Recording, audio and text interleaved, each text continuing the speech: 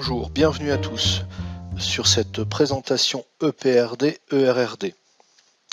Depuis le 1er janvier 2017, l'EPRD et l'ERRD sont à mettre en place sur l'ensemble des ESMS du secteur personnes âgées et personnes handicapées.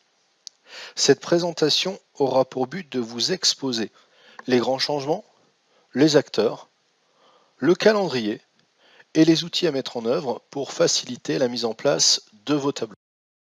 L'EPRD est l'acte par lequel sont prévues et autorisées les recettes et les dépenses annuelles pour les ESMS. C'est ce qui est prévu par cette réforme. La logique de ce nouveau mode de financement est la volonté de s'inscrire dans une démarche d'analyse des recettes. On étudie les recettes que le champ d'activité permet d'obtenir. L'évolution des recettes est fonction de l'activité réalisée. La réforme de l'EPRD, c'est le passage d'une logique budgétaire à une logique financière. On effectue ici un dialogue de gestion sur des indicateurs financiers. Une nouvelle organisation est à mettre en œuvre et à centraliser au sein de votre SMS.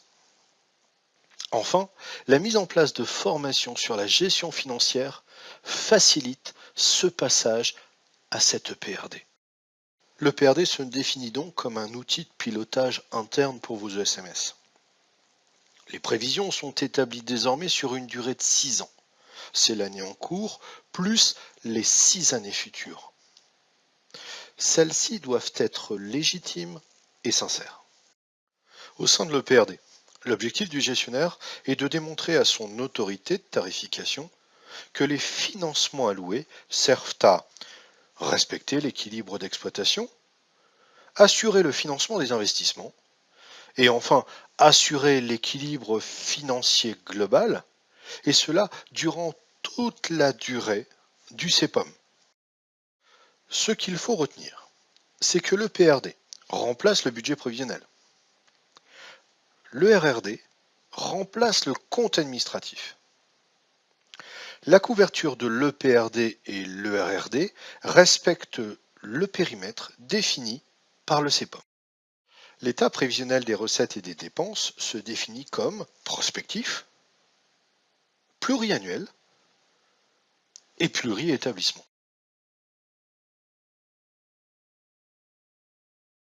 Les acteurs de l'EPRD sont le secteur des personnes âgées.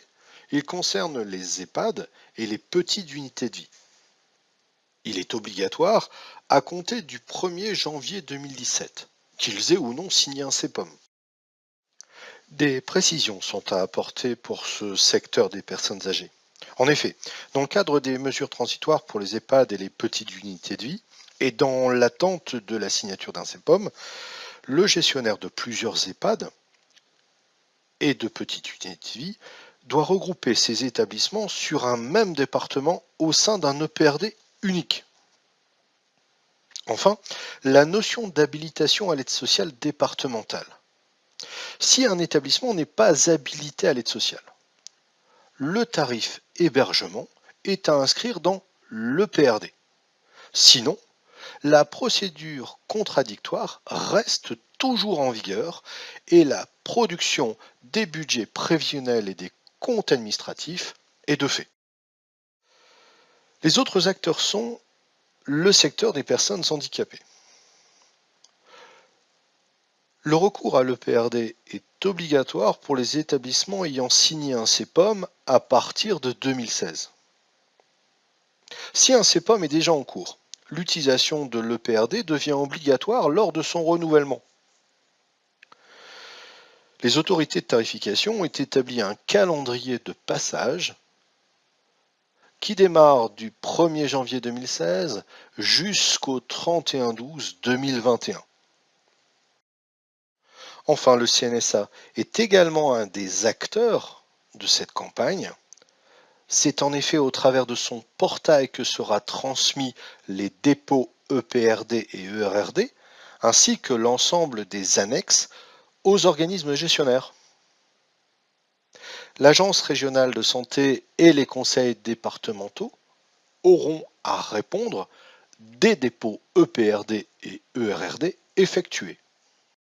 Ce qu'il faut retenir, c'est que cette réforme concerne deux secteurs distincts.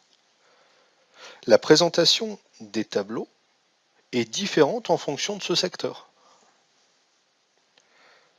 Il faut effectuer un regroupement de vos EPRD et ERRD en fonction de votre périmètre CEPOM, mais également en fonction du regroupement départemental ou en fonction de votre financeur.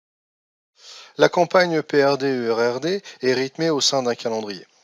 Les grandes dates à retenir sont le 31 octobre, date à laquelle sont remis les annexes activités.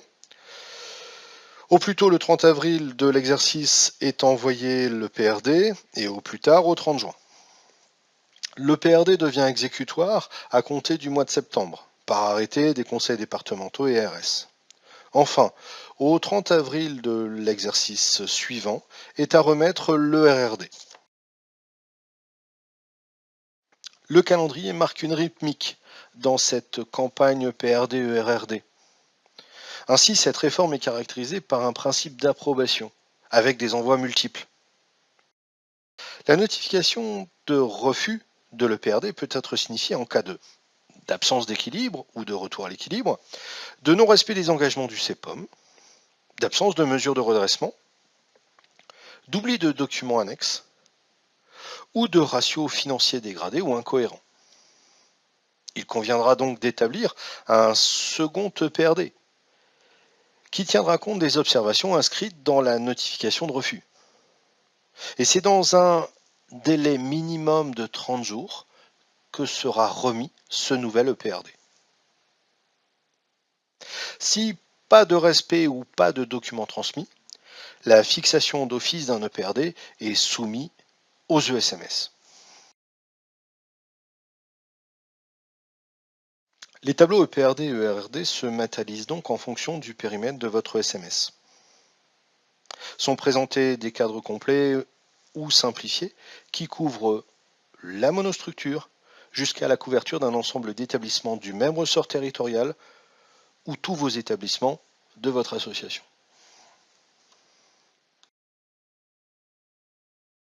Les tableaux EPRD seront composés de la façon suivante. Une page d'accueil qui présentera la signalétique de votre structure. Un ensemble de comptes de résultats prévisionnels principal et annexes seront à compléter. Ils permettront d'alimenter en cascade les capacités d'autofinancement détaillées ainsi que la synthèse des comptes de résultats prévisionnels. Le tout nous permettant ainsi d'obtenir un EPRD synthétique.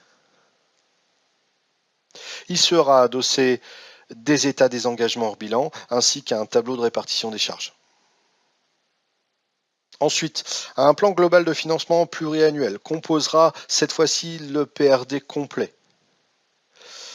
Il sera adossé un tableau de financement prévisionnel ainsi qu'un fonds de roulement. Le tout nous permettant d'obtenir le plan global de financement pluriannuel synthétique qui nous permettra de déterminer le ratio financier.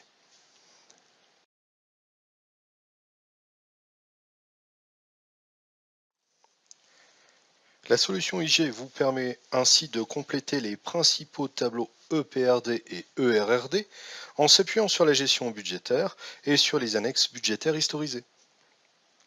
La réponse au regroupement CEPOM est facilitée par la notion de regroupement de structures budgétaires.